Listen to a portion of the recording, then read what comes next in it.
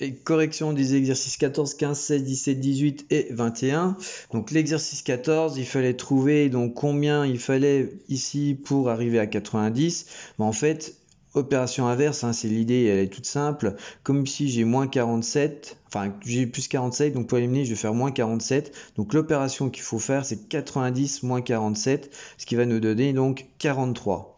Ici, on cherche un nombre, on enlève 40, on trouve 120. Donc opération inverse, on va faire plus 40. Mais je le fais aussi de l'autre côté. Et 120 plus 40, bon, ça nous donne la solution, donc plus 160. Ici, pareil, on a 6 fois quelque chose égale à 54, donc on va tout simplement diviser par 6. L'opération inverse de la multiplication, c'est la division. Et 54 divisé par 6, hop, ça fait 9. Enfin, dernière chose, donc on a multiplié par 0,1, opération inverse, on va diviser par 0,1 et 80 divisé par 0,1, vous le ferez à la calculatrice, mais ça nous donne du 800. Passons aux exercices suivants. Donc je rappelle vraiment quelque chose qui est fondamental, c'est la méthode qu'on a vue ensemble. Une des 3 étapes va être nécessaire pour les calculs suivants. Soit il va falloir éliminer les x d'un côté, quand il y en a de chaque côté, donc quand il y en a à gauche et à droite. Ça va pas être le cas ici. L'étape 2, n'avoir que des x, donc là on va voir que ça va être le cas aussi. Et puis l'étape 3, c'est pareil, divisé par le nombre de x, on va voir quand est-ce qu'il va falloir les utiliser. Alors ici par exemple on a 5 fois x égale à 10, donc on a une multiplication, il suffit de diviser par le nombre de x, donc divisé par 5, ce qui fait que x est égal à 2.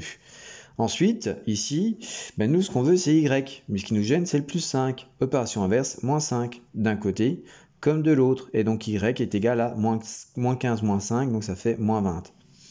Ici on a z moins 2 est égal à 25, on veut le z, on a le moins 2 qui gêne, donc plus 2 de chaque côté, ce qui fait que z va être égal à 27.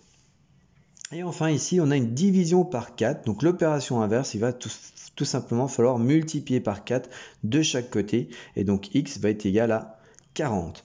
Voilà pour ces petits exercices. Il nous reste le 21 avec l'histoire de la balance, et donc là, dans ce cas-là, on va se poser la question, si je remplace x par 2, ici, je vais avoir 2 et 3, donc ça va faire 5 kg, 8 kg de l'autre côté, donc forcément ça va pencher comme ceci. Graphiquement ça donne ça.